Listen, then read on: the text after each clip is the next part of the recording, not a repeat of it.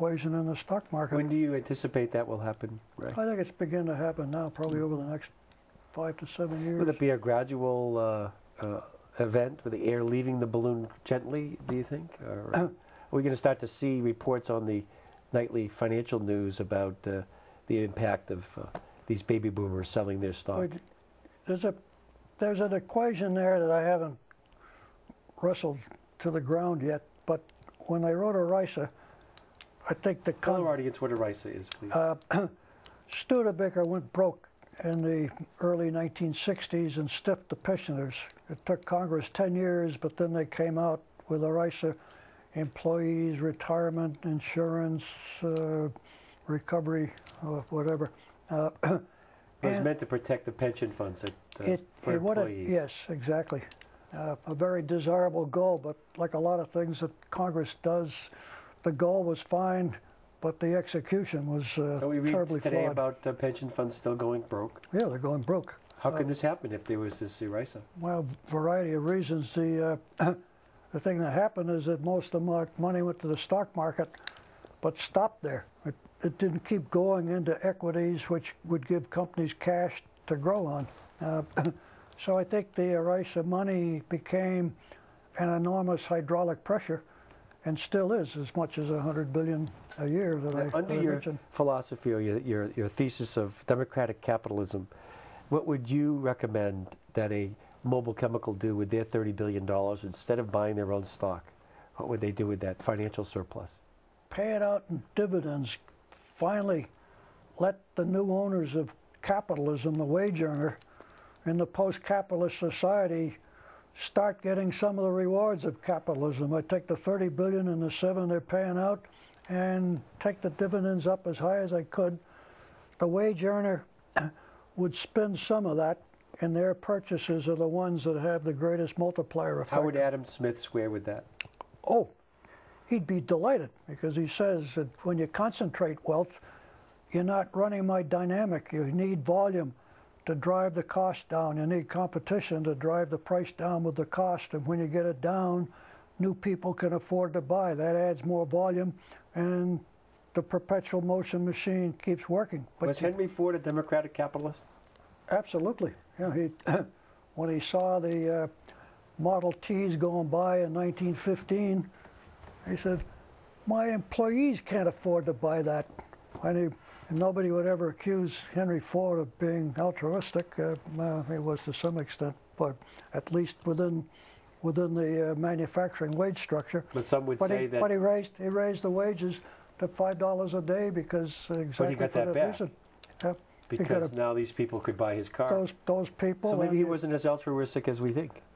No, it was very pragmatic. Oh, it was a great move. He was right, fist and glove with Adam Smith. Is there an example of a Henry Ford type move today in our economy? Has somebody else made that move? Or well, you have since then? You have companies like Costco that reject the idea that you make profits by wage and benefit suppression. There aren't many of them. Toyota. That would be the antithesis of the Ford model, yes? Costco? No, I think they pay, substantially more than other companies. How would old Henry Ford square with the recent news this week? I think at the beginning of the week, with Circuit City laying off several thousand employees. Did you read that story? Yes. They wanted to lay them off so they could hire lower wage employees. Deliberately announced that move. Where would you put that on the spectrum between democratic capitalism and ultra-capitalism? I think I think all of those moves, you get back to the expression trust and cooperation. Oh yeah. Mm-hmm. You can't treat people, and Drucker said that, you can't treat people as a disposable cost commodity and expect the rest of the people to still have a high level of motivation and interest. Integrity is not divisible. I think it has to be part of the culture. Why did the executives in charge of Circuit City make that decision? Short-term earnings.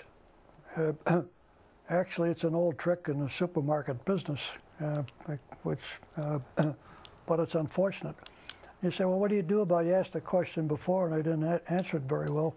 And ADT We did have a You used to be an executive with ADT. I was, right, CEO for 18 years. Yeah. We CEO. did have an articulated no layoff policy, but it wasn't a guarantee.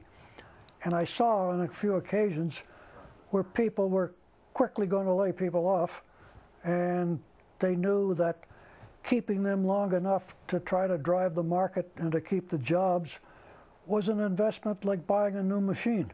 That was a very good investment.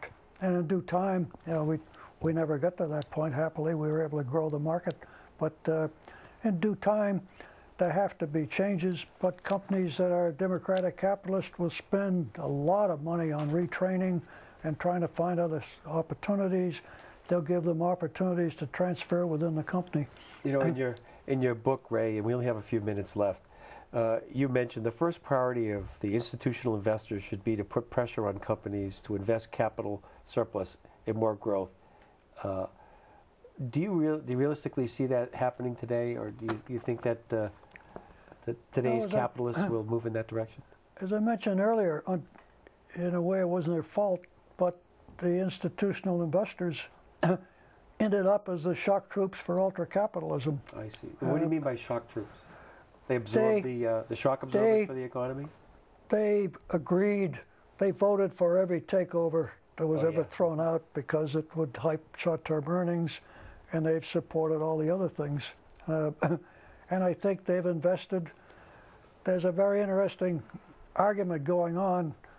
My friend Jack Bogle founded Vanguard many years ago, and he's just put out probably his 4th book. And Jack Bogle has a simple message to the wage earner. You can do just as well in an index fund with an annual cost under 0.15. Stop paying 1.5 or more to the mutual fund industry. And boy, that's a top. We're running out of time in this segment, but I think you just mentioned a topic that a lot of our viewers at home must be running for their 401ks or thinking about their mutual funds, because Jack's book is a little book of common sense investing, the only way to guarantee your fair share of stock market returns. And the other one that you might read is The Great Mutual Fund Trap, how Americans are losing billions to the mutual fund and brokerage industries by 2 gentlemen that had high positions in government, so they're not high-quality people. So there's some advice for our at-home audience who are thinking of ways to get their fair share of the American pie. There's a good story there. You know, maybe it's time to look at index funds and stop paying those high fees for mutual funds. Just some more of the valuable insight we have all received in this series with Ray Carey and his book, Democratic Capitalism, The Way to Peace and Plenty. We're going to be coming back with another segment, our last in the series, called Benign Inversion, Standard of Living Up, Violence Down. Ray, it's a pleasure talking to you, and I do look forward to that next segment. And thank you very much for your time. Thank you.